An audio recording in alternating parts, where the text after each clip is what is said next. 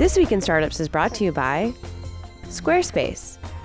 Check out squarespace.com for a free trial, and when you're ready to launch, use offer code TWIST to save 10% off your first purchase of a website or domain.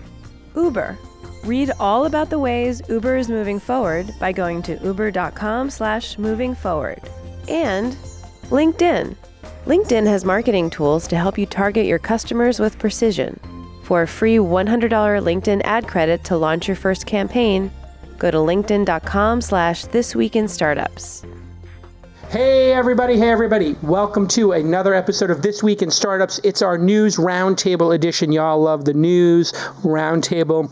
When we go through all the incredible news that's happening in technology, from Tesla to the death of social, to Discord launching its Steam competitor, to bike sharing and scooters, oversupply in China, and the San Francisco scooters in San Francisco littering the streets. Tons of incredible stuff going on in the technology industry. And we're going to get to it all today with two amazing repeat guests. First up, longest running contributor to This Week in Startups. You know him as the Gadget Guy. Dave Matthews is with us again. Welcome to the program. Thank you for having me. You pay me so much, so it's easy to come back. It's easy. It's just such a large fee. Right. He's getting paid? Money keeps pouring. Well, we pay people when they get to their 30th episode. Okay. And that's, of course, Ryan Hoover, the founder of Product Hunt. And Huge fan. now the Weekend Fund. Ryan Hoover, of course, watched this program when he was in high school 9 years ago. Yeah. His dream was to come to Silicon Valley and be on this program. Yeah, and now he's running AngelList and running his own fund. And how old are we now, Ryan? Well, what's your age? I'm 31. I don't believe that for 1 minute. He still has a baby face. 31, looks like he's 19. Yeah. But you started Product Hunt how many years ago now? Almost 5. 5 years ago when you were 26. Yep. Started off, and it's been fun. I'm learning a lot. Making a lot of mistakes, but... Got bought by AngelList. Mm-hmm. That was a year and a half ago. And then you started the Weekend Fund, which your partner, The Weekend, the musician, and you invest in technology Yeah, we're startups. Real close. No, you're legitimately doing venture capital. You raised the fund through the AngelList pop-up VC platform for how much? Yeah, $3 million fund. And you put that to work in what size checks? 50 to 100K checks right now. So I've invested in 17 companies, mostly early stage, some pre-launch, but... Yeah. Objectively, which one has had the largest markup for you as an investor? Not which one you like most, not which one has the most performance, but which one marking up the fund, because that's how you'll be judged, not on how cool it is, but on how it's increased in value. Which one has increased in value the most, objectively, or two? Yeah, right now, so there's one company that has raised a round that's not announced that I can't mention right now. Okay. So it'd be nice to debut it here on the show, though. Yeah, it would be. But that would get you really not allowed as investors to steal the thunder from our portfolio companies. That would be big no-no. Okay. Yeah. Well, how much is that one up? 2, 3, 4, 5x? 2x. Great, around awesome. 2x in 9 months. 6 months. Fantastic. Well, the first 3 or 4 years, take your time. That's always my advice to people. Take your time. The feedback loops are so long. That's my biggest frustration with investing compared to founding a company and launching a product. Next week if people are using it or not. So look at you, 31 years old, created a company, sold it, now an investor. Dave, when you see somebody like Ryan Hoover sitting there with this much success. I'm so proud. It must make you bitter. No. It must make you very bitter at your own career. I barely don't want to jump off the Golden Gate Bridge. You, of course, created the largest failure in the history of hardware, the mouse, the QCat. Pets.com. 200 million burned. 205 burned. All strategic money. Not burned. Not a single VC was harmed. Huge amazing fire for the QCat. Yep, QCat. But then after that, I did a product with a team that was Emmy award winning.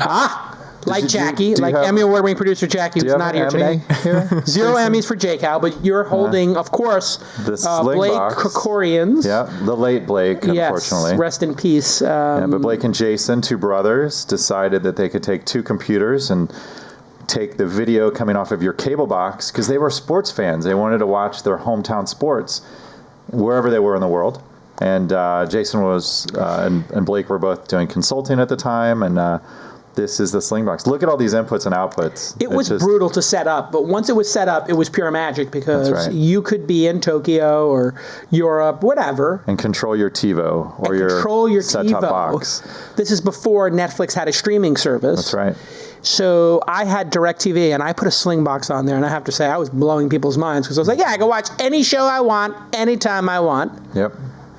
and Emmy Award. I without don't know if stealing I it out of mentioned this, BitTorrent. but it was Emmy Award winning. It was Emmy Sure. Award. When it got bought by EchoStar, so now it's built into the EchoStar set-top boxes. Yeah. And then a whole new division, which is Sling TV, came out of the impetus of what we built, because as you said, the content was not online. You had to put your own content online back in 2006. amazing how things have evolved. That box is now completely. It's not completely obsolete because No. there still are the lack of sports in different geos. You can't, based upon a zip I've code. solved that one myself with. I have 2 VPN providers, Yep. and I get the NBA League Pass, and it seems to be pretty good. The only thing I was not able to get to work when I was in Australia was DirecTV Now, Yep. Yeah, they do GPS. because they knew the VPNs. I guess they've gotten the. Oh, they block the VPNs. They block. Gotcha. They must know the IP addresses of the VPN. So the VPN I had didn't work. But I think what I'm going to do is create up my own personal VPN, like set up Yep. on a Yeah, you can put a router would at I the do house. that? So you'd buy. Dyn DNS.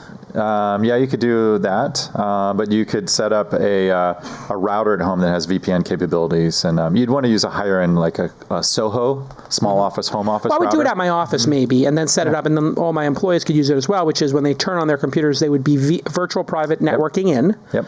And then it would look as if the computer's here. So if you wanted to watch right. a video, you could do it. What do you do when you're stealing content, Ryan? What do millennials do? Let's ask a millennial. How do millennials steal content today? Back in the day, we actually- used Napster. Legitimately, I've not pirated anything in years, and it's because I don't need to anymore. I mean, I don't have enough time. Like when I was a kid, I would pirate everything: video games, movies. Yeah. I had a modded Software. Xbox with a 200 gig hard drive with movies on it, and it was great. But now, XBMC. yeah. Another project that we won Best of CS with right after my huge failure. Got it. XBMC was amazing, and actually a modded Xbox was the best home theater setup you could actually get, and you couldn't buy it. You had to, either Hack buy it. it semi-illegally or hack it yourself. Yeah. And it was But now amazing. everything's available. Yeah. The only thing that's frustrating is when something is not available in your region for some reason or for download. Like that's the thing I find frustrating sometimes. Like we're all getting on planes or we might be in, some place like we have Wi-Fi hotel. And that's why DirecTV Hotel now. Wi-Fi is just such a disaster. Hotels are not moving objects. This is a message to the hotel industry. High speed. Stop That should be- throttling us. That should be like the number one decision that you make when getting a hotel. Is Absolutely. Like, what is the Wi-Fi? What is this? There should be a hotel chain that says 200 megabits up and down, fiber to your room. That's our selling point. And literally lead with that. All Marriotts, all St. Regis have fiber to the room. 200 megabits up and down, no caps. People would go bonkers, wouldn't they, Dave? I like it. Let's do it. Because there's an airline now that is doing the Wi-Fi is free for everybody on the flight. It might be Norwegian Air. One of them is just like, why would we charge? It's like, just get on the plane and use the Wi-Fi. Who cares? I can't even use it anymore on airplanes. It's worthless, especially when in this Google world we live in, where everything's online. You point, click, wait, and the latency is killing me on airplanes. All right, let's get to the most insane battle that is occurring. No, not between the Republicans and the alt-right and the libtards. I don't know if I'm allowed to say that, but I think this is how they self-address each other. Alt-right versus libtards is the battle of the moment. No. Tesla shorts versus Tesla's long is a much more bitter feud than the Trump, anti-Trump, never Trump, pro-Trump, we're going to create a revolution fight. Elon tweeted after he crushed the second quarter numbers, he then this week tweeted, I'm considering taking Tesla private at $420, which is obviously What's a 20% premium? Or? 20% premium. It just happens to be the number 420, which is slang for weed. I think that's complete coincidence. Funding secured, period. Which, of course, launched a meme where everybody is now, whatever statement they have, they're like, going to see Avengers Infinity War tonight, funding secured. It's the new meme. So I was like, getting a 15-pound brisket, a $420 brisket tonight, funding secured. And the board has announced they're meeting with advisors. The SEC is asking to clarify whether Musk secured the backing before publicly announcing the plan.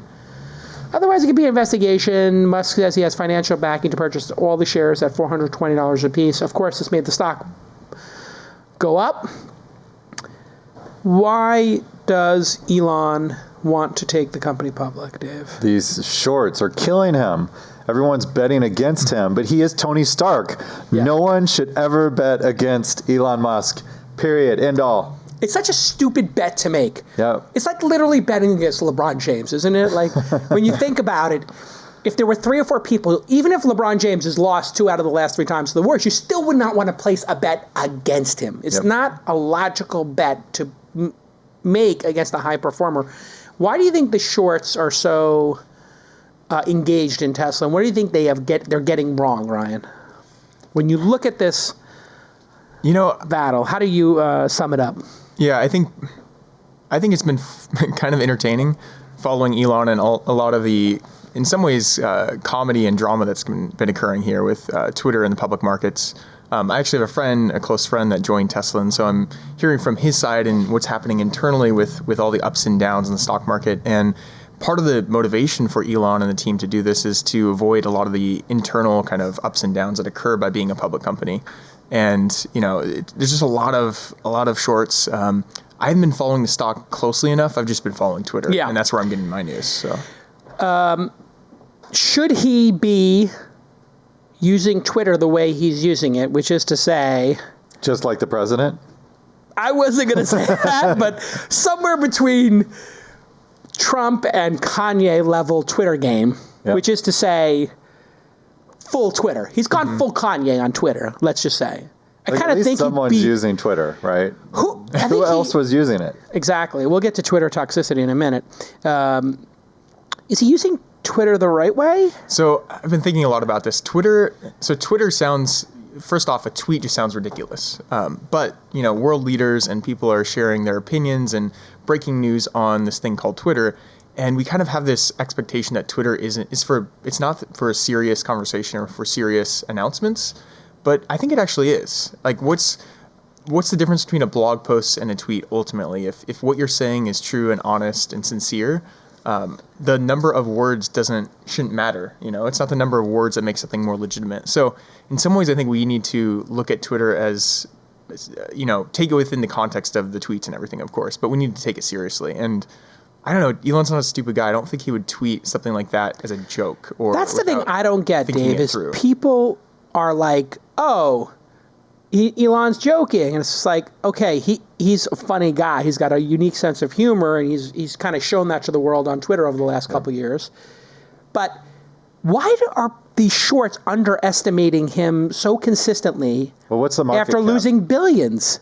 Austin, can you pull 60, up 70 billion. What is this going to cost, right? Oh, I think this has cost the shorts what will it cost him at the $420 a share, 70, right? It's the $70 billion, so he probably would need $30 billion. Let's say a third of shareholders want to be bought out, and 2/3 want to keep their shares. And that's what I love about what he said as a follow-up. He's like, existing shareholders will be able to come in, and what he wants to do is get rid of the short game, get rid of the people betting against him, and have the true believers own the stock for the long term. And for look, 10 years. He's had battery issues with manufacturing there, with the gigafactories. He's had issues with the plants, issues with quality control.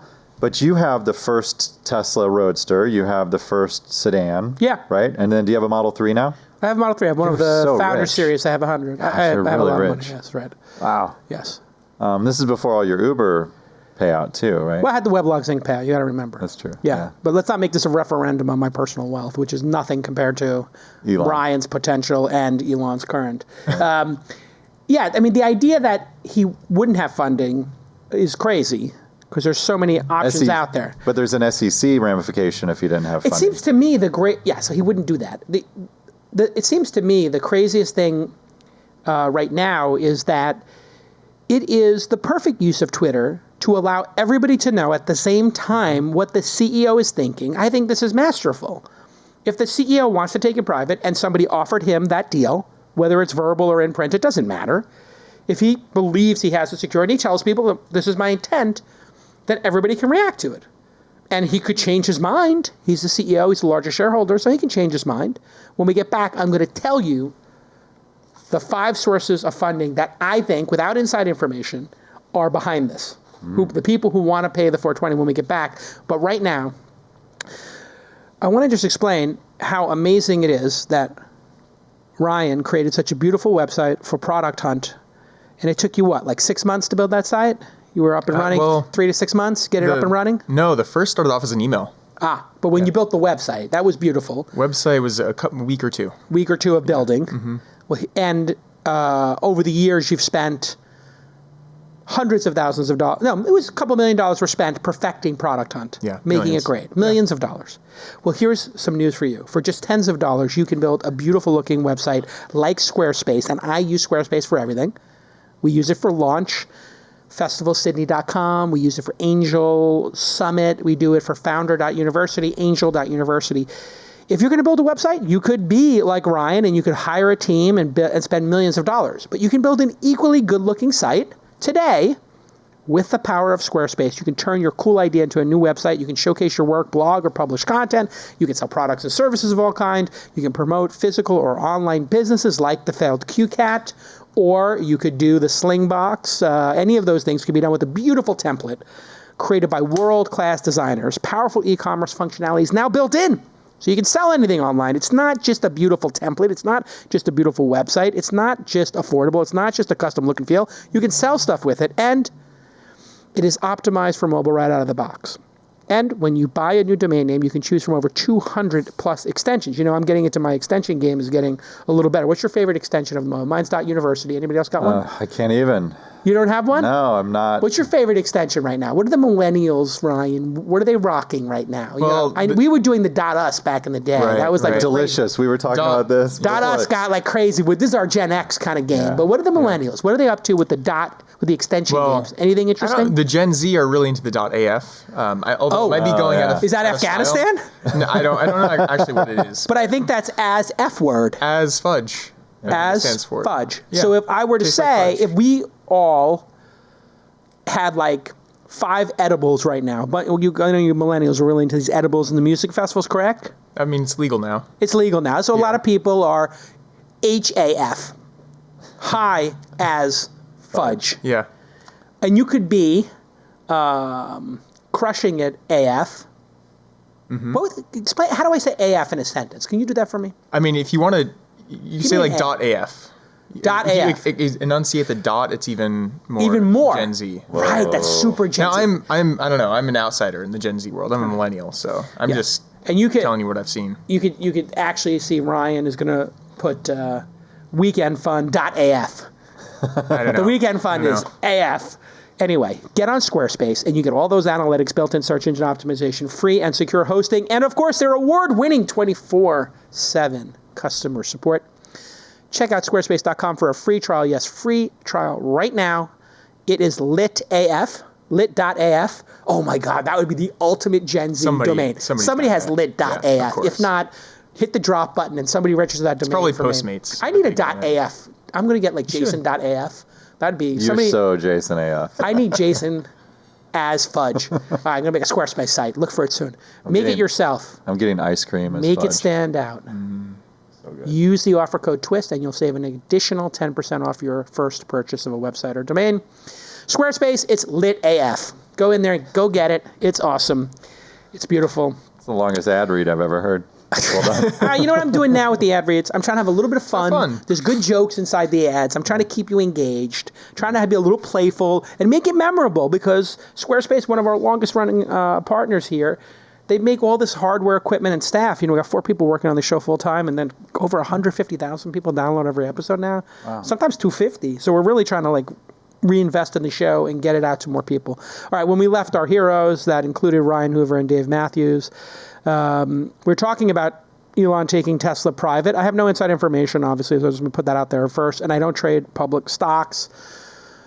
Less the shorts, listen to this clip and clip it and then try to start a fight between me and everybody else. Literally, they try to cause trouble. These accounts. So they're like CCing Elon, CNBC, and the SEC, and they're like, Jason visited Elon for lunch at the Tesla factory, and he said it's awesome. And they're like, that's private information. I'm like, okay, I don't trade stocks, so I can have any private information. Not that Elon's giving me any anyway. We're talking about other stuff. But here's what these idiot shorts don't understand. And I explained this personally to some idiot shorts. Short AF.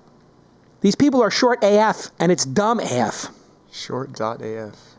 Dumb.af. That's what I need. Dumb.af. Yeah, I like that. Dipshit.af. And this is my message to them. Okay, we live in a world of unconstrained capital today. Masayoshi-san, $100 billion fund. Saudis, $2 trillion sovereign wealth fund. Norway, $1 trillion sovereign wealth fund. United Emirates. UAE. Yeah. Yep. 1 trillion or 2 trillion, I think. Sequoia Growth Fund, 10 billion, I believe. I mean, there's just billions everywhere. Mm-hmm.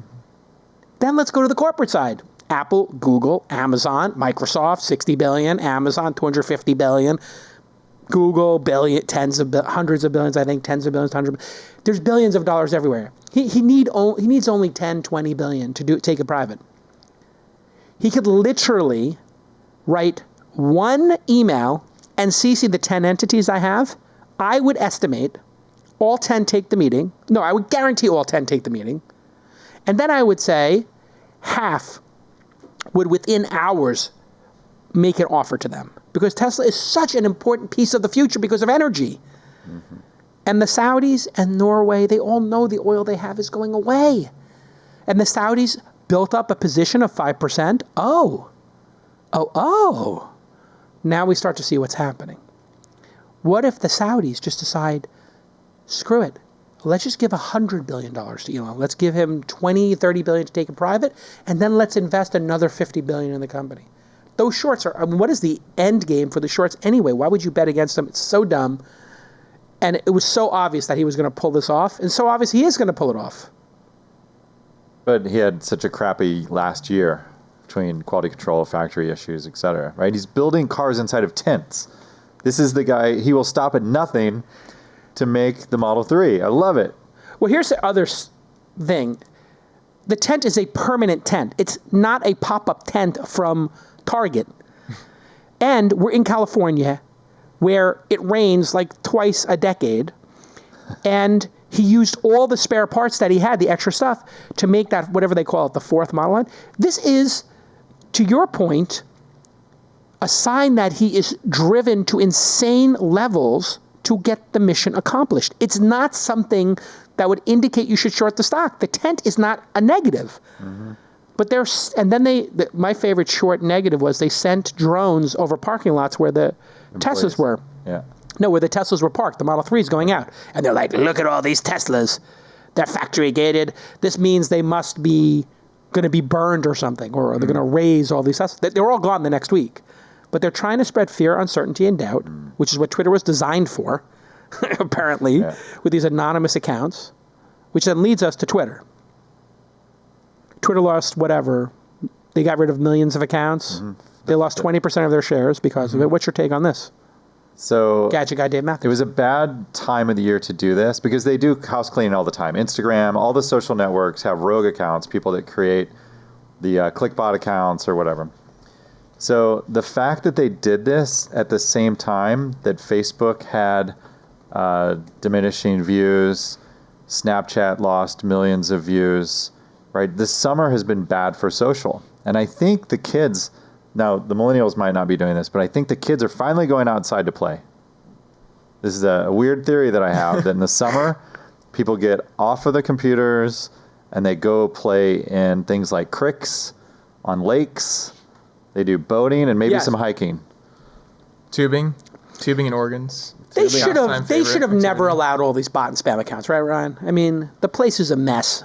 Yeah, I mean, it's inevitable that they're gonna have them, and they're always gonna have to deal with them. I don't see them on Facebook. Well, Facebook's dynamic is so different, though. And Facebook is so much more closed. I mean, there's two things. I think the dynamic is much more closed. A lot of people post privately, and so you just naturally don't run into those things nearly as much. And two, Facebook is just a much bigger company. I'm sure they're putting far more resources, a lot more sophistication to how to. Yeah, deal with but those also types of Facebook things. does not allow anonymity. True. Anonymity descends all conversations into garbage. This is a known fact. Twitter has no product leadership, and they haven't for ages. They couldn't deal with offensive content, and you know what they had to do? They had to read my blog post to understand how to fix it. Have you ever seen when they blur out a tweet and it says this could be offensive content? Austin, pull up that link for where I wrote that post as Jack. I wrote a post pretending I was Jack, saying 5 years ago or something, right? yeah, it's like 3 or 4 years ago, saying if people write stuff offensive, just have like an offensive thing where it blurs it out and says, click here to see something that could be potentially offensive. He wrote to me, he's like, that's a great idea. Please don't write stuff as a blog post pretending to be me anymore. And I was like, yeah, whatever, Jack, I'll do what I want. Thank you for the suggestion. And so they implemented that, and we'll pull it up on the screen here. Or an example of the blurred out content. And now it works. You don't see half as much trolling. But do you probably unblur it, right? Of course, I'm not like a snowflake, like, oh my God, Commander Snowflake, I'm going to be like, somebody's words are going to hurt me. That's the other problem with you millennials. You all think words are going to hurt you. Are you upset about words? Do you need a trigger warning before you come on this podcast? No, so I want to actually address Millennium Orion. the identity piece. So Facebook, Yes. I've been thinking about it as a kid. I grew up on the internet and I played a lot of video games. And my parents they always said, don't use your real name on the internet. It's not safe. You shouldn't do that. And so I grew up with a handle, and even AIM at the time, like AIM is what I used to communicate with friends. And then kind of fast forward, Facebook came around and started to basically train and change our culture actually and how we communicate online. Now the default really is using your real name. And I think there's a world for both actually, because using your real name on the internet, especially nowadays where the internet is so big and we've seen, people's identities and careers get ruined because they say something stupid.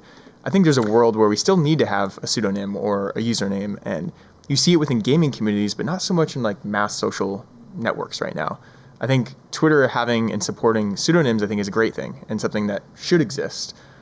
If you go look at Reddit, a lot of the conversations in there, Reddit would not be Reddit if it had real name identities. There's actually a lot of value that comes from that. So Yeah. there's pros and cons, but I think the world needs both. So here's what I wrote last time. Evolving Twitter, a message from our CEO. It's up on the screen here. Twitter is an exceptionally important platform, but it's struggling massively in the past couple of years because it can't figure out how to be an open and honest platform while controlling harassment. It's kind of embarrassing that Twitter can't figure this out on their own, so I figured I would redesign the product and write the memo to the user base for their CEO, Jack. You're welcome. God, I'm obnoxious sometimes. This is back in January of 2017. On behalf of Twitter team, I'd like to wish you a happy new year, yada, yada, yada. We're going to still allow anonymity on Twitter because we know that some voices need to be heard without revealing their identity, to your point, Ryan. But from now on, we're going to blur stuff. So here, I just made the example of like, if you're Leslie Jones and Milo Yiannopoulos is unverified and he's saying something obnoxious, it'll just put on the screen. I don't know why it's not coming up. I just clicked on this view here. Unverified user, click here. Did you lose my screen there? Oh, okay. Use my screen for a second. Oh, there we go. Boom. So you see here, Milo Yiannopoulos, unverified user, click to view tweet. So that's how I asked somebody on Twitter to design it, and they did it for me. I have the next solution. Would you guys like to hear how Twitter can solve all harassment easily? Yes. Then stick with us, because I'm going to get to that easy solution when we get back on This Week in Startups. But right now, I want to tell you that Uber is committed to moving forward and improving the rider and driver experiences. Uber has developed features in-app that are improving the pickup experience. And one way they're doing it is with a bunch of new features that are designed to take the stress out of your pickup. Pickup notes in the Uber app lets you share a note with your driver on how to spot you, like letting your driver know what color shirt you're wearing and if you're wearing a baseball hat. You can also choose a color to light up your phone screen. And then you hold it up. So I pick orange. I held it up. I was in Los Angeles, and it was chaos at the airport. Boom. Found my driver in 2 seconds with my holding up that great pickup notes. And I made it orange. These are just some of the new features that Uber has been adding to the app. I also love tipping. I don't know if you've been doing tipping. And then I noticed another new feature. When you're messaging in the app without having to use SMS, which is a big innovation, when you're messaging in-app, they have like little prompts. I'm coming, I'm here, coming down, whatever. I can't find you. So you don't have to type. So I'm just like, I'm nice. here. That's really Boom. good. And you know what? I used to do that with like shortcuts. I made my own little shortcut on my phone, like UUU says, I'm coming down, please start the meter. Now you have all those things being built in. And Uber is figuring out all great ways to serve everybody. They really want you to enjoy using the app. They want you to enjoy using the server, and they want the drivers to have a great experience as well. That's why tipping is in there now, and it's great. I've been tipping a lot. I love to tip for good service. I've been giving really strong tips when I get good service and writing nice notes about people. If you want to understand and see this great change at Uber and what a great job they've been doing, I have to say, as an investor in the company, an early investor, I'm really proud of the work they're doing to make the product better and better. Go to uber.com/movingforward, uber.com/movingforward. Thank you so much to my friends at Uber for just making the service great. All right, listen. I explained one time how to fix Twitter. Let me see if you like this idea, Ryan. What if when you tweeted, there was a checkbox that said, only allow my followers to reply? And then another checkbox that said, only allow people I follow to reply. And you had the choice to click one or both. So if you're Leslie Jones or you're Ryan Hoover and you don't want trolls, or you're Elon, you could just click those two boxes, and those people can do it on their feed. They could retweet you. They could take a screenshot. They could start their own thread of harassment, hate, or opinion. But they don't get to be right under yours. You could limit the discussion. It would mark that. Hey, this discussion is limited to people following Elon or Jason or Ryan or Gadget Guy Dave Matthews, GGDM, at GGDM. Follow him. What do you think of this idea, Ryan? Would you be pro this idea? I would love to test it. I would love to see how it plays out. I think I've seen a lot of people in my feed occasionally lock their accounts, make it private or protected. And for those that don't know, what that means is only people that they follow, like mutual follows, can see your feed. And so I've seen that happen a lot, especially with some women on Twitter who receive a lot more harassment anecdotally. And so that's an illustration that people want a feature like this to some extent. But on the other hand, it starts to add some complexity to the experience, even though it's optional, even though you can ignore it. Now it's a thing that people on Twitter have to think about. And Twitter was all about simplicity. It's all about, in the beginning, 140 character text, like just characters, like very simple. So I think there's probably internally at Twitter a lot of almost like maybe religious debates around this, because Twitter started off so simple and now it's becoming a lot more complex. So I like the idea. I'd like to see some experimentation, see what the data shows. What are your thoughts about my idea to limit replies in a Twitter feed, a Twitter thread, to only your followers and or people you follow? Does this break the openness of Twitter, or does it solve the insane harassment and trolling and psych ops?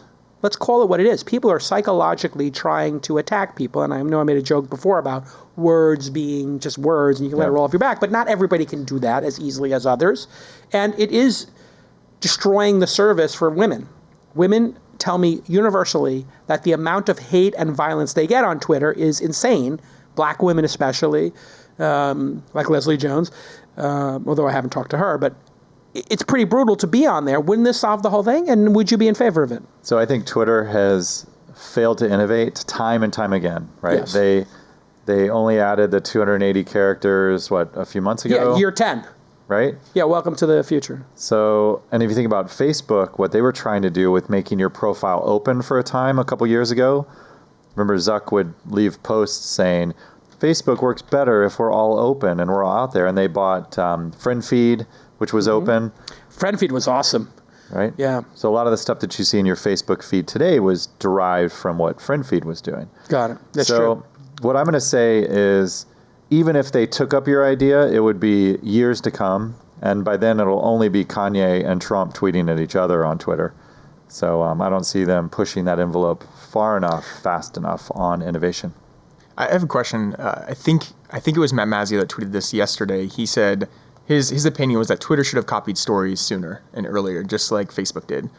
Agree or disagree? I hate the idea of just copying the other person. I think Twitter is unique, and the fact that it doesn't use video and relies on words to communicate and concise communication. I think that's the magic of it. So you got to play your own game, not copy. Now, if they did copy, I do think it could help them grow on the margins. But I think they should own the fact that they have the natural resource of powerful, important people embracing the platform.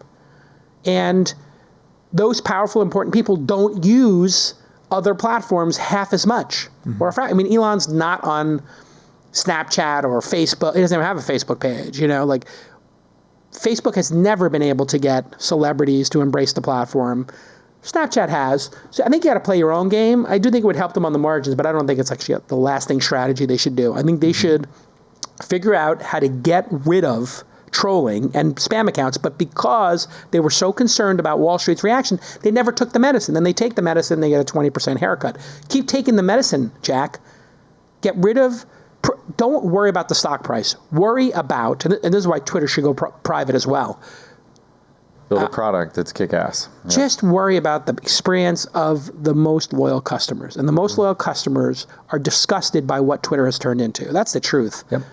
If you're an early Twitter fan, you're just like, I deleted it off my phone because it was just too arduous to deal with. I get off of CNBC, people are like, oh, you're a fat Greek, fuck you. Oh, sorry, delete that. They'd be like, F you, blah, blah, blah, blah, blah. You don't know what you're talking about. And then I would look, and it would be like 20 of those messages, and they're all accounts that were created in the last 2 weeks. And then I look at their feed, it's all Tesla shorts. Wow. Or Facebook longs who are upset at me. And I realize, it's the same 3 people with 7 accounts each trying to get me to not talk against the companies they're shorting on CNBC. They just don't want me to say something negative about Facebook or positive about Tesla, whatever the combination is that they disagree with. But this trolling was on the Yahoo stock groups too, right? I don't know if you ever followed that cesspool of humanity. Oh my God, that was terrible. I mean, that's where the Whole Foods CEO had multiple spam accounts. Yep. And then you have in basketball the guy from which basketball team had the guy with the general manager? Colangelo? I forgot his name. You can look it up, Austin. There was a guy who was a general manager of a basketball team this season. They caught him with multiple accounts, and he was talking about his own players. It was bonkers. And they totally screwed up Vine. That's the other thing that was unforgivable about Twitter. Why would you screw up Vine? 76ers exec accused of using fake Twitter accounts to bash players, NBA officials. So he's left, Brian Colangelo. It was crazy. He was talking about his own players and criticizing them, and the Ringer figured it out. Selfish punk, he called somebody, I guess. Ridiculous. All right. Hey, Ryan, you were talking about Discord is launching a stream competitor. Explain to the audience what Discord is and why this is important, that they're creating a stream competitor. Yeah, so Discord it's huge. It's 150 million people use it every month, roughly, is what's reported. To do what? It's a communication app for gamers. So primarily people on PC playing video games. It's kind of like Slack. If Slack was, for gamers and had more open communities for people to communicate, that's what they built. And there have been a lot of platforms. I grew up in the gaming world as a kid. My dad owned a video game store. I was telling Dave earlier. Your dad owned like a GameStop? Yeah, basically. It was his own. It was like a GameStop, but it was called Video Games Plus in Eugene, Oregon. It's RIP, not around anymore, as you could probably assume. Greatest childhood ever. Yeah, right? It's pretty awesome. Does that mean like you would be there at midnight when the games came in and I got to play all of them for free. I played at the store. I would work at the store and then get pizza from Pizza Hut across the street. Oh my God, what a childhood. I know. I was very privileged. Did you have the full driving simulator that you could sit inside the car and had the full steering wheel force feedback control? So this was back in what was it? PlayStation and that era, and before that, Genesis and everything. Okay. And I don't hate you as much now. Yeah, I still hate you for other reasons. But my dad, he did almost buy a VR, like a $15,000 VR Pelican flying thing. Maybe it was $50,000. I can't remember. Anyway, so Discord. It's massive platform right now. It's what a lot of gamers use to communicate, and they've now just announced yesterday, I think it was, they announced a game store to compete with Steam. And for those that don't know, people in the gaming world will know Steam very well, but it's, I think, the largest PC game distribution network out there. So if you don't put your game on Discord, you don't get access to 150 million gamers, or some subset of gamers. So yeah, well, it's in beta now. It's going to release in Canada, not, right? Yeah, right now it's in beta in Canada to 50,000 users. So right now it's pretty early days. But what I find super fascinating is this is a great example of a platform that is competing with a massive giant. Steam has been around for, I think, a decade plus, like Valve even longer. And it's now competing with this massive distribution platform by first building an audience, by building awesome communication tools. And now they're like sneakily inserting a store, which I think is a really smart move. It's hard. It's going to be hard to pull off, but I think it's pretty big for the gaming industry for those that are into that space. Here's some breaking news. Doug Field is returning to Apple after leaving Tesla. Here's some interesting news I've heard through the little birdie grave. I'm Doug Field, who left Tesla in May after overseeing Model 3 production, which I guess was not going very well, and that's why Elon took it over. Has returned to Apple, working in Bob Mansfield's Project Titan Group, which is the self-driving or car group. Apple spokesman Tom Neumer confirmed to me that Field has returned to Apple, but no one should find it surprising that he's working on Titan. Greasing the wheels before Apple buys Tesla. Well, it's very interesting. See what I did there? Yeah, that was good. Yeah. Greasing the wheels, yes, very good. They're revving the engine. It's kind of strange because we haven't heard a lot about the Titan project. Like, they sort of grew quickly and then went dark. They said that this is not even a thing. It's not even a thing. Don't look over here. Yeah, there's nothing behind this. Apple is the best purchaser of Tesla, right? That would be the most logical company to buy it. In your mind, Dave? Can you pick another company that would be better? Google, Waymo? No, Google is too engineering, right? They're look at the little microbus that they built, right? Tesla, like Apple, is sexy, like us. Yes. I don't know which us you're referring to. Maybe that's Proverbially us. Yes. Yeah. Is it? Who would you rather see, Ryan, if you had to pick, buy Tesla? If Tesla couldn't be independent, and it was Amazon, Google, Apple,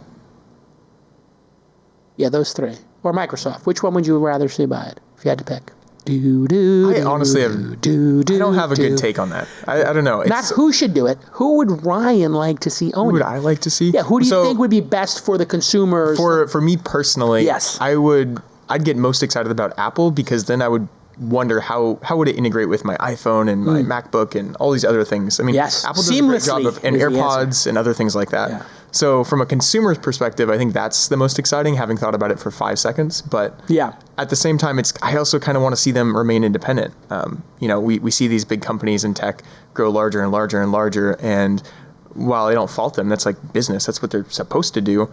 It's good to see competition as well. So I hope it stays independent. I've got a prediction. Go ahead. It will be Microsoft. Microsoft is really pushing the game forward with hardware these days. The Surface tablet, the latest one at $499, is an amazing product. And they will buy Tesla and reintroduce Clippy. So when you get into the car, the little paper clip that used to Where would you like to go? No, hey, I'm Clippy. Hey, everybody, it's Clippy. Would you like to take the 280 or the 101? 101's faster, but 280's got a lot of trees. God, I like trees. This might work. Oh my God! I don't think, Ryan, you were born after Clippy. No, Clippy. You remember Clippy? It's nostalgic. Hi, it's me, Clippy. What's funny is Clippy never had a voice, but it's funny to hear you kind of. That's my interpretation of Clippy. No, hi, it's Clippy, everybody. Gilbert Gottfried did a version of Clippy that is YouTube worthy. All right. Just imagine the Gilbert voice. So it looks like you're trying to write a letter. Hey, seems to me you're trolling Tesla shorts on Twitter. Would you like to add a chart to that? Austin, can you pull up a picture of Clippy, please? I know. This is like the perfect opportunity for the video jockey, Austin, There's Clippy, to earn his salt, and he blew it. So the idea is for you to put those up ahead of time and surprise us and delight us, Austin. Yeah. Come on. And Are you listening to the show? Windows 95 era, you could buy Microsoft Office, and Clippy would start looking at things you were doing. It was basically a paperclip with eyes in front of a legal pad. Yeah. Look at the shadow, though. They're, so detailed. This is what happens when, somebody at Microsoft gets creative. Literally, this is what happens. This is the result of somebody at Microsoft in the 90s getting creative. This is a brainstorming session. What could we do that would make no sense to people, that would pop up It'd be really in fun. Word? It'd be fun. I don't know, if it was a character, I don't know, because it's Word, maybe what ties Word together? Well, Word's like paper, and paper is held together by staples. Let's do a staple. Well, staples kind of boring. It's painful too. Yeah, and you got to rip it out. And Yeah. well, how about a paper clip? Oh, that's perfect. No binder clip. No paper clip. Paper clip. Let's go paper clip. More. Well, remember Melinda Gates was doing the Microsoft. Bob. Bob. Hey, I'm right? Bob. I'm Bob. I'm Microsoft Bob. I'm here to teach you about your computer. I have the same voice for all of them. Yeah. It's basically. Hey, speaking of millennials and new products, what is the SIP platform? Pull it up again. I was fascinated by this. I was watching the Sippy News here. Where's that Sippy? Product Hunt. Are you competing now with Inside.com? What's going on here? We're experimenting a little bit. I think there's a lot Sip of room. by Product Hunt. Yeah, if you click on. Oh, look, it's just #1 on your own platform for the day. Wow, Wow. the fix is in. Surprise. SIP News delivered daily. So you'll see actually on the right, you'll see kind of a GIF of how it works, or you can Whoops. click on any of those links. So what I'm seeing actually, here- click on the top one there. Okay. This just came as I was actually heading over here. This news just broke. David Marcus is stepping down, I guess, from the board of Coinbase. But yeah, we're just experimenting with news, basically curating the cool opinions and quotes and trying to keep it bite size, really simple. So you swipe through it just like a story, Yeah. and it's in an app form. There's an app. It's And then also on who the writes web. it? So it's a combination of, we're basically writing some of the content and then curating other people's tweets. and So you just do like a comments little from the cut and news paste, and you just give. Yeah. And if I click on VentureBeat, Anna Hensel there, I obviously get a link back to the story. Yep. So they get a little credit. It's very nice. It reminds me of like the original Inside app, Yeah. which 500,000 people downloaded, and then less than 1% would use it every day. How do you get people to keep listening to this? Yeah, Or to so keep tuned in? That's the hard part, right? Yeah, phase 1 has been building it to a place where we think we're proud to show it off, and now it's to that point. Next step, we're working on some growth experiments, some cross promotion with some other publications. Maybe we should talk. Actually. Oh, that'd be good. Yeah, we could have Inside just feed right into it, and you Yeah, just put the and- Inside clips in there. Get a nice email, like subscribe. You want to get more Inside content, just tap right I like here. it. So It's good. there's a lot of stuff we're experimenting with. This is one of them. There's It's sort of like- another app a few years ago that did brief news bits as well that never got its traction. So I think it's clean. It works in China. There's like there's a Chinese startup that I forgot the name of it. Austin will remember. And there's a Japanese one that just bought Quartz. So Wow, QZ got bought. QZ got bought for like $100 million by this Tokyo-based news company. Quartz acquired by Uzabase, and they, which is incredible because this was a spin out of The Atlantic, and The Atlantic was bought for $100 million by David Bradley, who's a friend of mine who's an investor at Inside. They spun this out, and then all of a sudden this gets bought. So one of their like little projects, Quartz, got bought by NewsPicks, is the name of that software. NewsPicks is, I guess, very similar to what you're doing with SIP. It's just short news. And I guess they have big plans for it. But I'm supposed to meet this guy, Uzabase, because my book, Angel, is sold out. Da-da-da-da-da. Sold out. Amazing. In Japan. Really? And they're printing another 15,000, and I'll be in Japan from the 14th to the 21st. And I'll, be able to see you all there. If Translated? They Japanese? translated into Japanese. They became the #1 business book, I understand, on Amazon for a little bit, which is great. And they sold out. So now I'm going to go there for a week and meet with everybody. Did they rename it? Because Angel probably means something We'll different. pull it up in a second. I think it's, if you just type in Amazon Calacanis Japan or Amazon Japan Calacanis, you'll get a link to it pretty easily. So you're literally big in Japan. That's the kind of goof. Yeah, that's the joke. I also actually was going to tell you some stuff about what's going on at Inside, and somebody was printed out some notes. Oh, here we go. I got it right here. Thank you. Couple of quick housekeeping updates as we wrap up here. One is that LaunchScale is coming October 10th and 11th in San Francisco. You can go to launchscale.net/tickets. You can pull that up on the screen if you want. Launchscale.net/tickets. Founder passes are how much, Ryan? Free. Free, correct. We give away free tickets to our events. 1,000 have been snapped up or so, and we're going to give a couple hundred more away. You can also buy a virtual pass if you want to watch it from home. There's a summit pass, which gives you classroom seating, breakfast, and lunch, or the VIP pass, the coveted VIP pass, which both of you are getting from me free. VIP pass, which gets you all those perks of classroom seating, breakfast, and lunch, but also you get to come to dinner with me and the team. So that's fun. And we're looking for speakers to talk about growth techniques. On the website, if you go to launchscale.net, you will be able to go to the speakers page and submit your speaker yourself. But just so you know, the reason our events don't suck is we require a rehearsal or two and your deck has to be done 2 weeks in advance of the event, and we give the decks to all the attendees so they can reference it, and you cannot talk about yourself. You can only, you're not like supposed to promote, you're supposed to share knowledge. So no promotion from the stage or selling from the stage unless you're a partner. If you're a partner, of course, you can get up there and sell your solution to them. And we'll give you 8 minutes for that, but you pay for that. So that's why if you're going to apply and you want to talk about yourself and be selfish and not do any work or be on a panel, no. But if you want to do work, then I encourage you to. We pick probably 1 out of 50 people who apply to become speakers, but you got to put the work in. And if you do, it's worth it, because then we might even put you in an episode of This Week in Startups if it's a good talk. A lot of people had questions for me about why we're raising money for Seed Invest. Raising money for Inside.com from Seed Invest. I don't know if you guys have been following that. Or Yeah, I see the newsletters are great. Austin, well done. Nicely curated. The solicitation for investment at the bottom is a little, I'm not used to seeing that. I know, it's weird, right? Yeah, but it's cool. I like reading the newsletter, and we invited our readers. Wow, that was under 2 million yesterday, wasn't it? I thought it was. Maybe I'm wrong, but that includes my syndicate now. Oh, okay. Yeah, so to explain what we did and why we did it, Inside.com, I feel very optimistic. I mean, nothing is guaranteed in this life, but I feel optimistic about the business because we started to hit $50,000, $60,000, $70,000 a month in revenue this year. And we went from 10,000 to 700,000 subscribers in 2 years, which is pretty great. And I thought, I'm going to put another $250,000 of my own money into the business.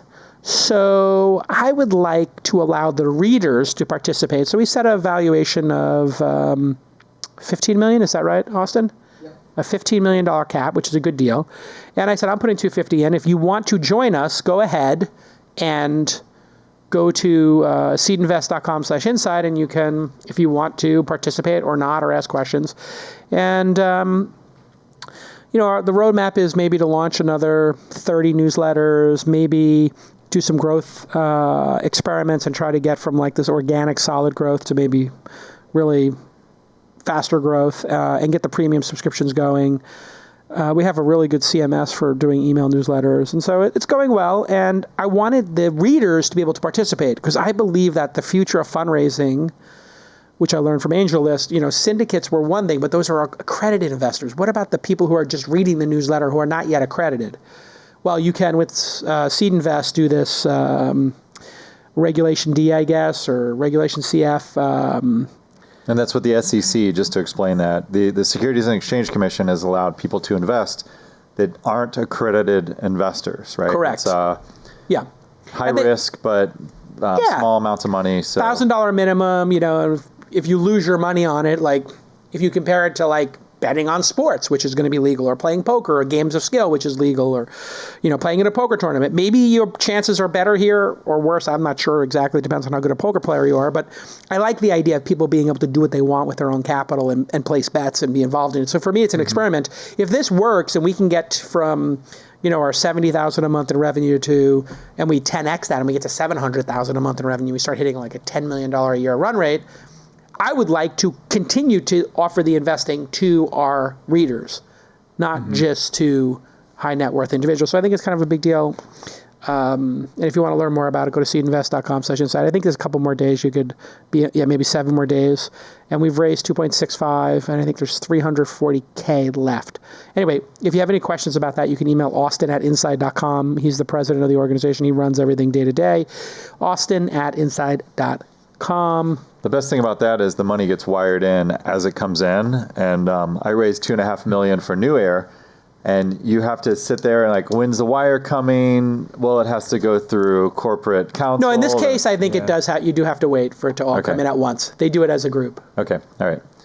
But that will be I think in the future, that will be the funding of the future, which is you'll set when you were doing Product Hunt, you could say, Product Hunt valuation is, I'm going to calculate every month our valuation based on 10 times revenue, or I'm going to make 2 calculations, 10 times our top line revenue and $1 per unique visitor per month, right? So you have 5 million unique visitors, or maybe make it $5 per unique visitor per month. So you have 5 million unique visitors, you value the company at $25 million. and you had, I don't know, $1 million in revenue, that's 10 million, 10 times, or 20 times top line, right? It's $1 million, so it's 20 million.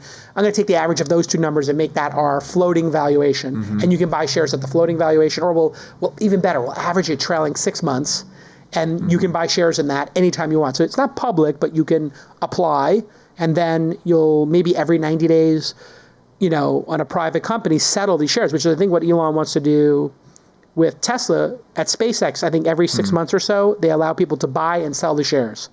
So if you want to buy them and you're an existing shareholder, you can buy some. And if people want to sell, they can sell them. And I think they just approve the transactions between it. I think maybe SpaceX might even have the right, I would assume, I don't know this, they have the right to buy them first if they want to as a company. But wouldn't that have been interesting if Product Hunt, because you were so popular, if you could say to the Product Hunt mavens, like those top 20%, if you want to invest, and you're participating, you can invest. Yeah. I mean, did you ever think about it? We couldn't have actually done it because the regulation didn't change. I think it was a couple of years ago is when it changed. So we couldn't have done what you're doing here right now. No. But we did think about not fundraising, but actually building Product Hunt with the community. We thought about, in the very beginning, open sourcing it before we had any money to pay anyone. So smart, and I did not for the software, go that route. Yeah, the software, but it was too risky. That's what XBMC did, the media center. And then it went private with Plex and Boxy. Right, so why would somebody use this Plex server? I was looking at the other day, and I like to buy stuff, but I'm like, what do I need this for? Why do I need Plex? Yeah, so Plex is adding more streaming services now, but what it started as is a lightweight client that ran in your smart TV, and then a little server that you can run on a software network box, right? A NAS, a network attached storage. Yeah. Right. And the client acts as the host on that box, and then the TV client acts as the decoder. So it's cool. I'm a lifetime subscriber to it, so I bought an all-in pass or whatever. Can you, if you own DVDs, can you put those DVDs into it and rip them if you own them? Yeah, there's an app called Handbrake, which rips DVDs. It's not so easy because there's CSS, which is the content scrambling system. But you can do it. See, I would like to do that because I have all these old DVDs or Blu-rays. I don't want to have physical copies of them, but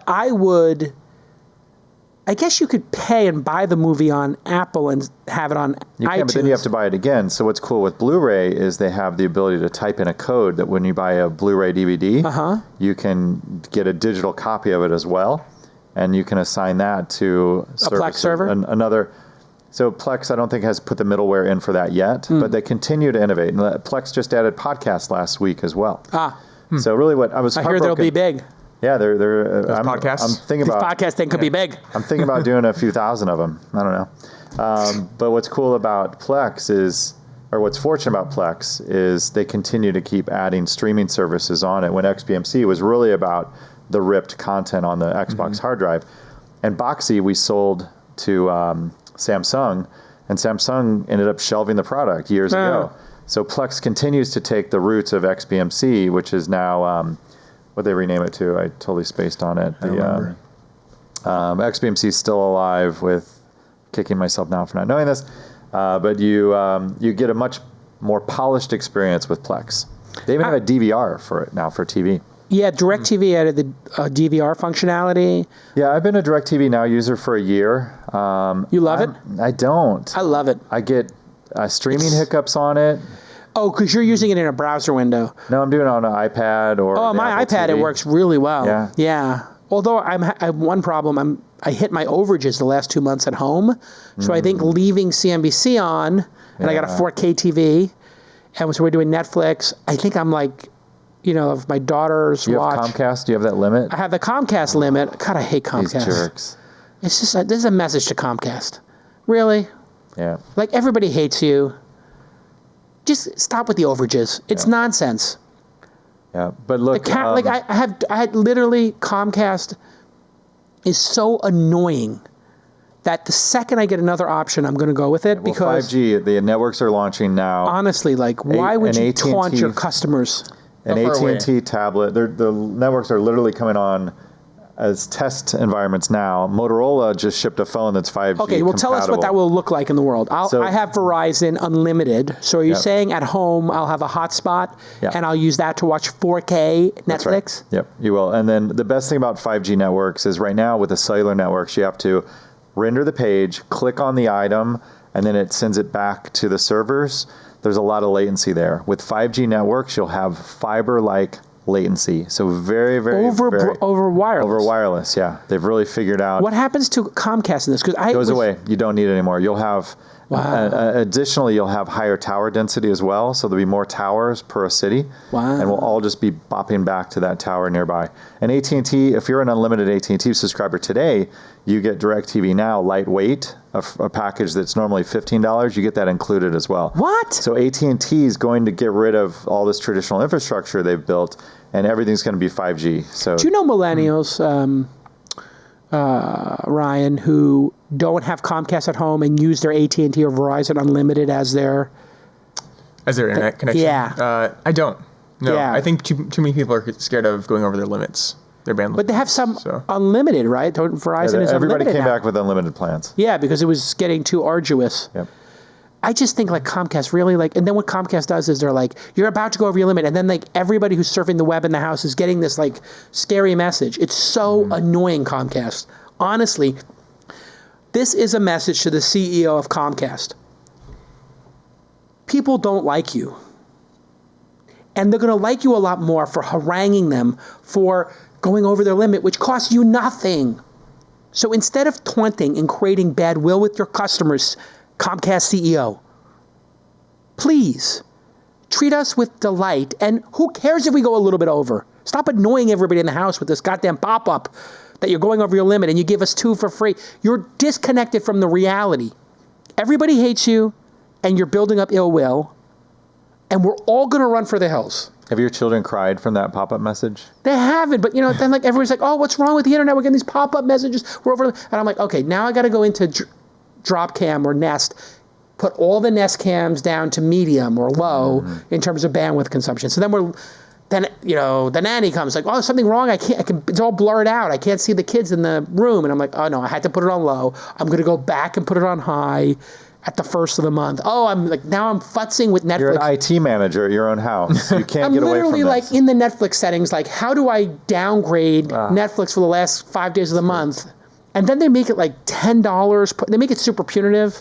So at least when I was a kid, I had... God damn it, Comcast. When I was a kid, I had dial-up, and then we upgraded. I put upgraded in quotes to direct wave, which was satellite internet. And what they don't tell you in the very, very fine print is that you can only download, I think at the time it was 140 megabytes per every 4 hours.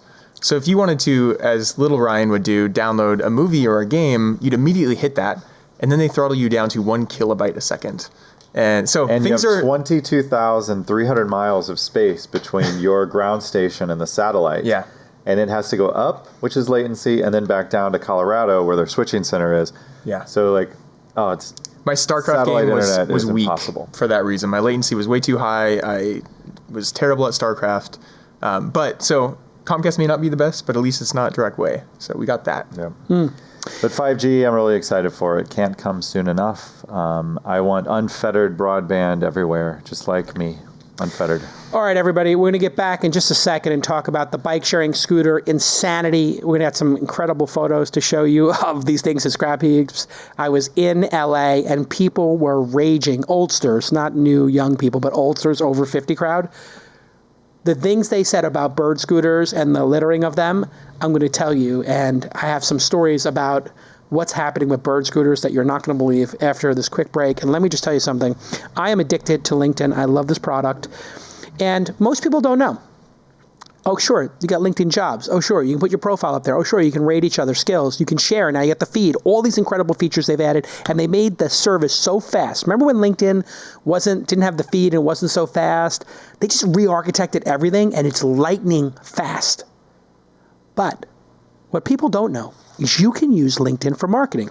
When you advertise on LinkedIn, which is the world's largest professional network, you can build long-term relationships with important customers. I am looking to reach social media managers, let's say. Well, I just did a search for social media manager.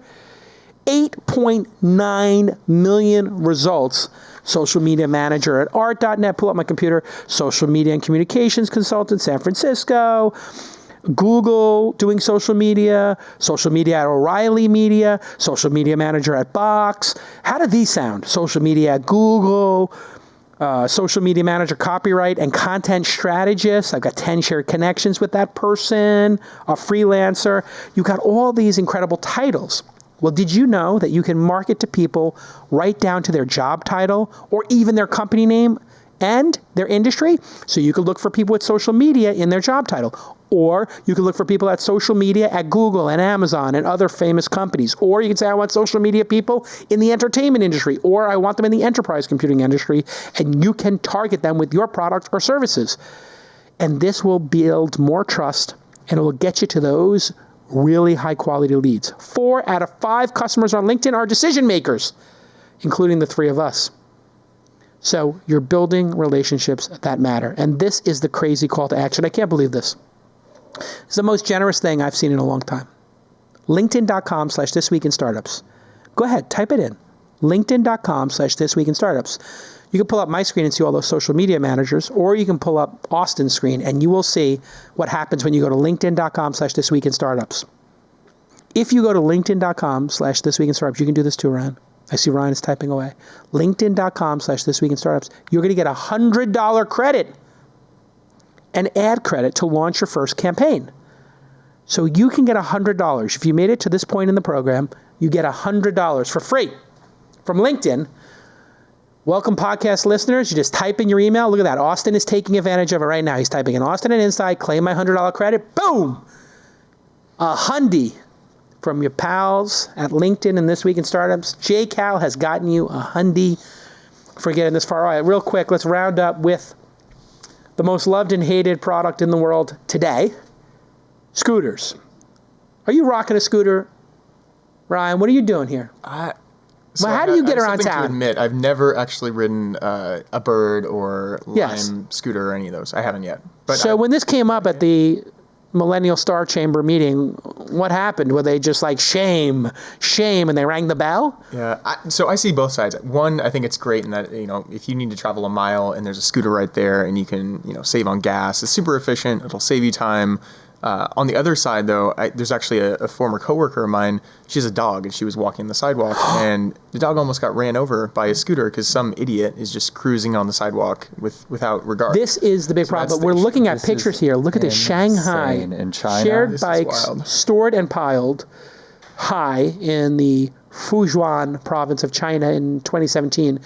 All these bikes were built. This just shows you the manufacturing prowess of China. And these were all loved at one time. China stole all of our manufacturing, but we're taking it back. Tariffs, not necessarily a bad thing. Gadget guy Dave Matthews is going to be my new Look at this, rainbow colors. Secretary of Hardware. Unbelievable. Yeah, it looks like thousands of them. But this has to go with when you have billions of people in the country. So I don't know if these are necessarily a bad thing when you see these all piled up like this. It is disgusting, and it looks like we're destroying the planet. But even in Dallas, Texas, they had thousands of bikes going to the recycling heaps. They said that they thought 20,000 OFO bikes were dropped in Dallas. And that company, they were valued, they raised OFO, 866 million raised. What happened with the 866 million? They haven't sold yet, but they're trying to sell, just like liquidate. But they pulled out of the Dallas market, so all these bikes are left there. Even their distributor was trying to sell the bikes for $50 a bike, which is, they said, 30% below what OFO was paying for these bikes. And they can't sell them. They can't sell them. Too many bikes in the world. Crazy. I was in LA. I was in Malibu. I went to a couple dinners. And, of course, this keeps coming up, the Bird stuff specifically. Bird launched in LA. Former executives from Uber, Lyft. Yammer.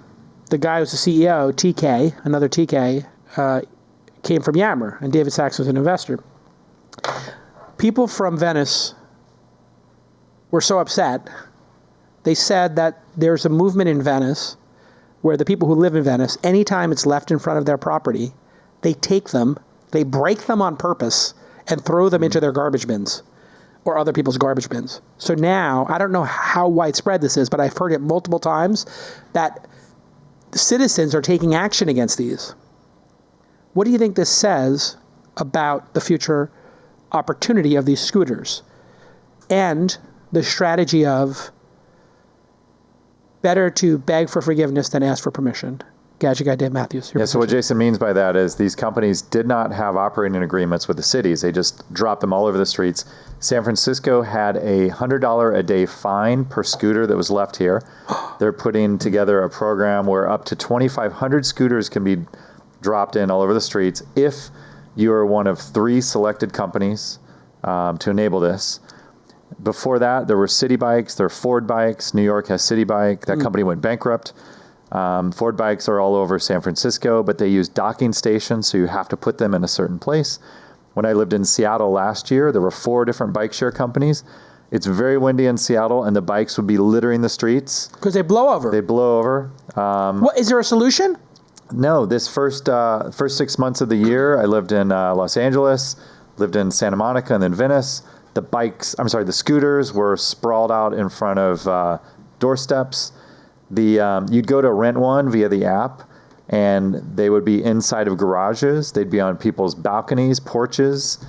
People were hoarding them like they did in France with the bike share company that went out of business there as well. What do you mean hoarding? They would take them and not let other people use them? Exactly. They'd either hoard them, and in France, the payment per ride was so inexpensive that it was cheaper to just keep it overnight in your garage or your flat rather than put it out on the street for the community to use.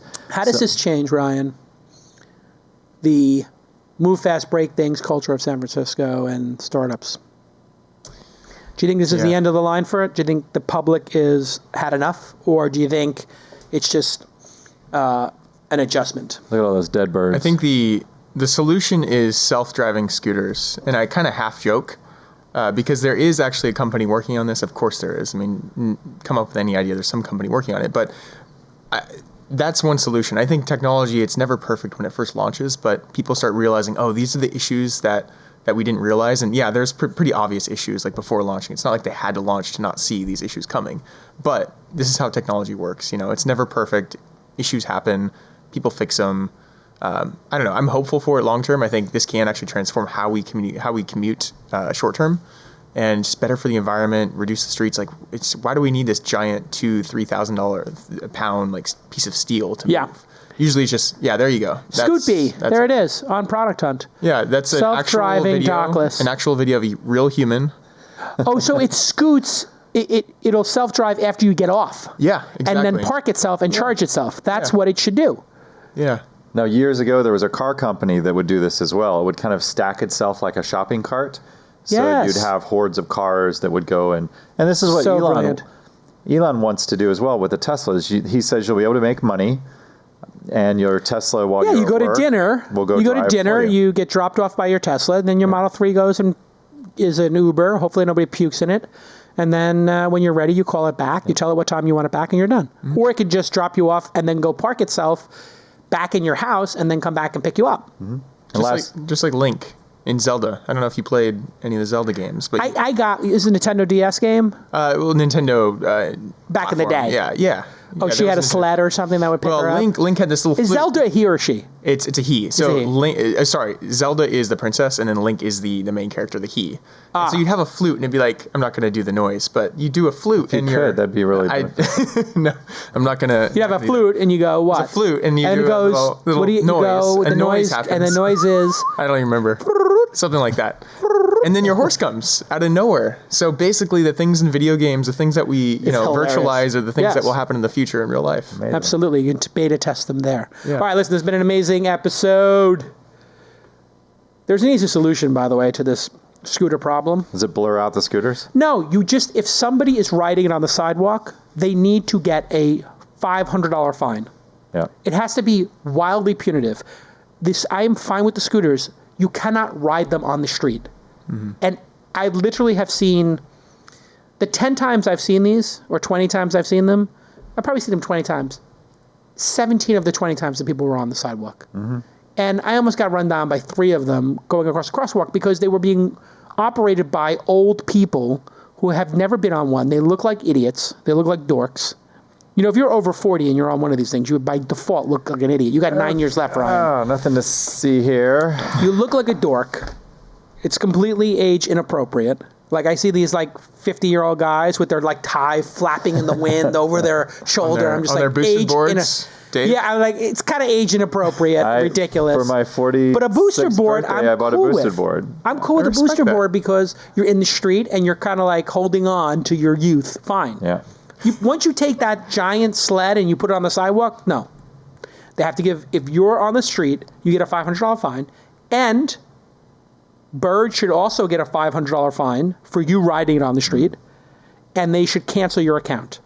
One and done. You ride it on the street, you lose your Bird account, or you're suspended for 30 days. And Bird should do this voluntarily. If you ride it on the street, you get a 30-day timeout. If you do it a second time, you get a thing, and you get fined, and they confiscate it.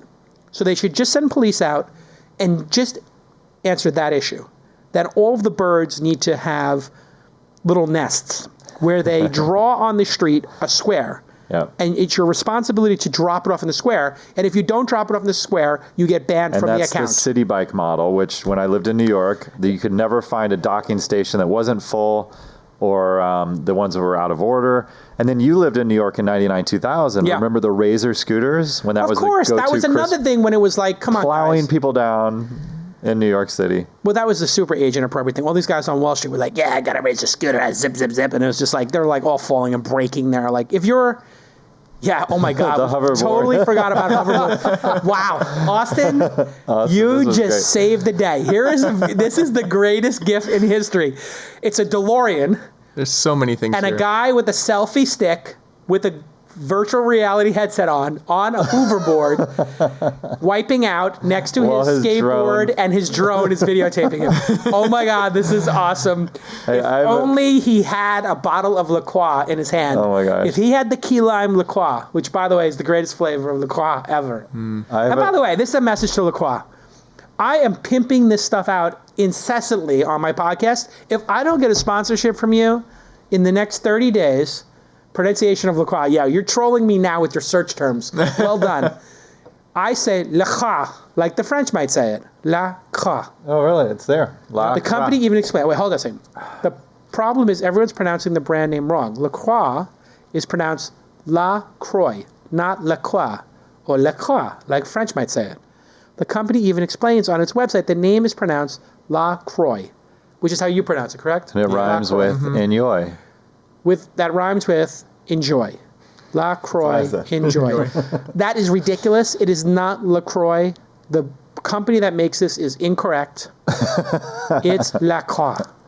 You should say it with a French accent, La Croix. Well, it's almost more appropriate that's LaCroix, considering it was made in the Midwest. So it almost feels wrong to call it LaCroix. It's cultural appropriation. Yeah. And I am not going to stand for it. Hey, before we wrap the show, I have a confession. That video that Austin just showed, I might have taken my 75 Mini. I have an original Mini, a tiny one. You have one of those? Yeah, it's outside. We can go for a my ride in it. It's like God. a clown car. It's beautiful. I might have taken that car down the windy road, which is at Twin Peaks, where the TV tower is. The famous windy road in San Francisco that like every Lombard movie Every has. car commercial. Lombard every- Street. Yeah. No, not Lombard. Lombard's a zigzag. This is at Twin Peaks. There's another curve, a big swooping curve, where all the car commercials shoot the beauty shots of the new car. I totally did this. I set up my drone to auto follow my car. And it's so Oh cool. my God. I have the new drone that's the size of the sling box here. It's like a hand-sized one. You can draw a box around an object. I boxed my car and I drove down the windy road. I have the most amazing footage that I shot yesterday. All right. Wow. It's ridiculous. All right, let's get that video. We're going to wife. cut it in, go to the This Week in Startups channel, and we have to blur out your face because it's a friend who you know who's not you. Yeah. Someone that's not me. I have no idea Swim. who did this. Someone who's not me. I totally did this. All right. Omarosa is trending on Twitter. We don't know why. Who cares? Who cares? And if you like the show, thank you. Thank you. That's it. I'm not going to beg you for reviews. It's ridiculous. Smash the thumbs up. Yeah, hit that like. Smash it. there. Get a Can I smash get a it. follow here, please? Where do I click on my touch screen? We'll see you all next time. Bye-bye. Thank you, Gadget Guy Dave Matthews and Ryan Hoover from Product Hunt. Goodbye.